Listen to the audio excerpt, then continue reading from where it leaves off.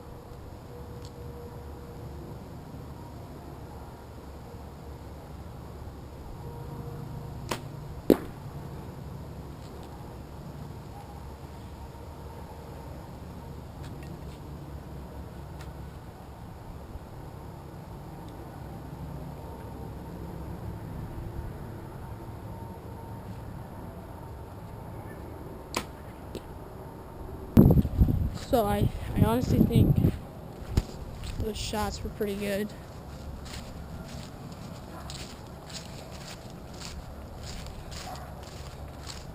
So we're gonna go check them out.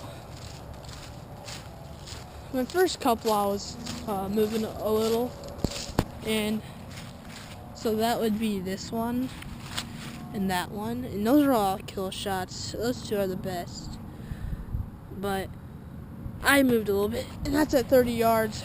Starting off with, I have a 20 and a 25, 30 yard pin. So that's what we're gonna shoot. If I can get these arrows out, I can shoot again. All right, there we go. All right.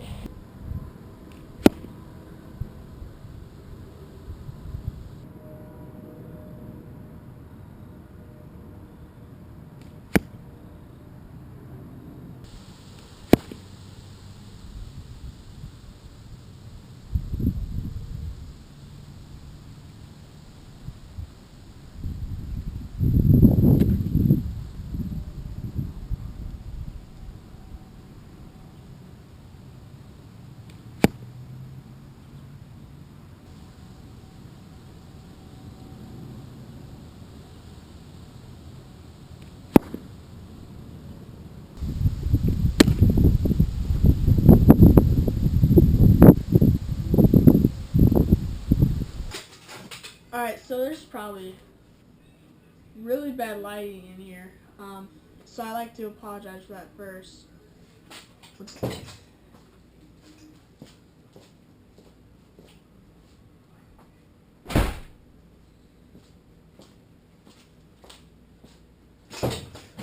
Okay, I'm back. Alright, so today I decided to shoot my bow. It didn't go as planned because it was real windy and it was making me move all over the place at some points, but overall I did pretty good shooting my bow. So I think I'm ready for hunt season. So right now I decided to do a top lure setup video, like how I set up all my baits. Probably it's just gonna be like the soft plastics, because that's usually what I use. So, and swim baits. So I'll do a little video on that for you. So what we're gonna start off with, for one, is the rig. Well, first here's my tube jig rig. So what I do is, let's take this out.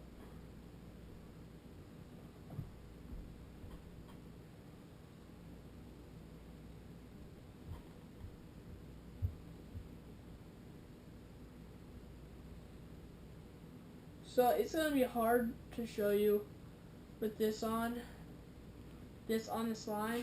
But so basically what I do is you take a jig head and you stick it up basically up the tube's butt.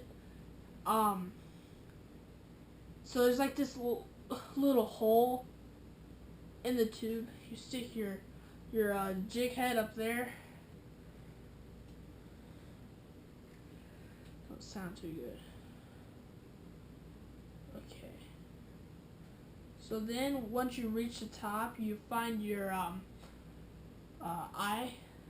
the hook, and you tie your bait on and you poke it through right there. You can probably see it just barely. So that's how I do that with my tube jigs. And this is gonna be the setup I use this weekend. I'm gonna be fishing in a creek. Last weekend I caught a really nice smallmouth, which would be my first one ever. It's gonna be right here.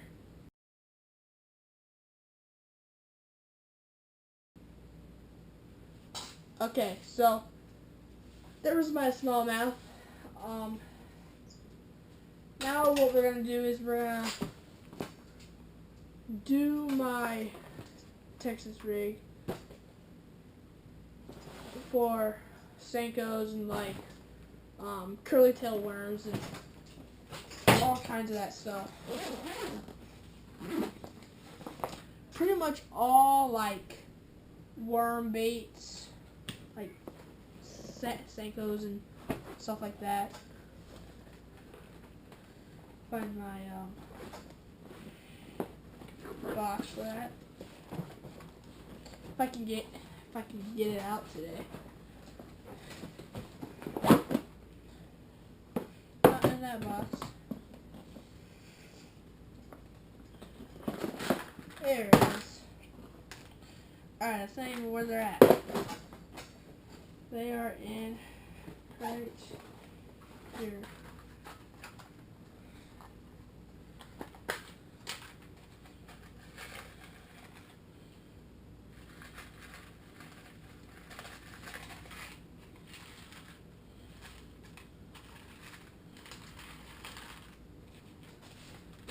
Alright, so what you want to do is you have your bass hook.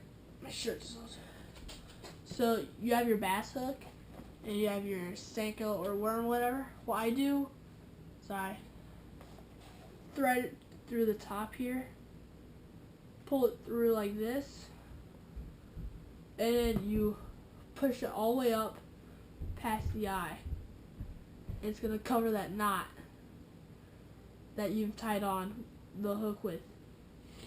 And then what you would do before you tie on the hook is you'd put, what I do is you put a bullet weight on your line and you tie it on like that. And then you say, so for it to be weedless, you want, like, this hook's a little bent out of place, so it's gonna be kind of hard to see. But for weedless, you want to make sure it has no stretch. Just put that hook right behind the you put the hook so that it like don't show, but yeah, it's like right on the edge. Put your thumb there. You want to stick the hook straight through. My bullet weight just fall, and you want to stick it straight through.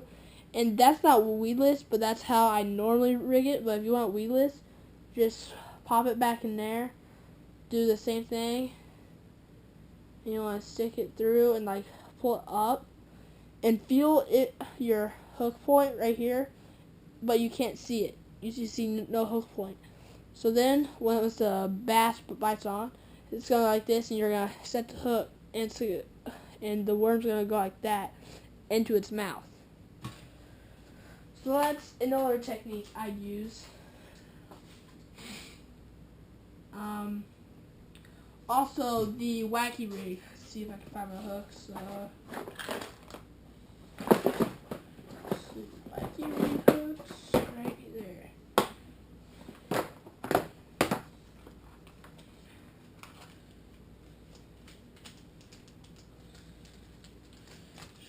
one right here. Oh well. Oh, there it is.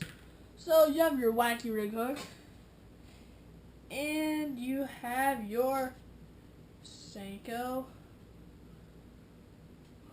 Most people use Senkos, but you can use other types of worms too, but I prefer the Senko. So what you do is you find like around the middle of the bait to where both sides are even, and you just stick your hook point straight through there, pull it straight up, and then there you are. Some people take O-rings and they put their hook in between those, and they say it lasts longer, but depending on how the bass bites on the bait, I usually don't lose my worms that much, but I mean, you should have a full pack of Senkos, so just put another one on. So that's that rig. And then for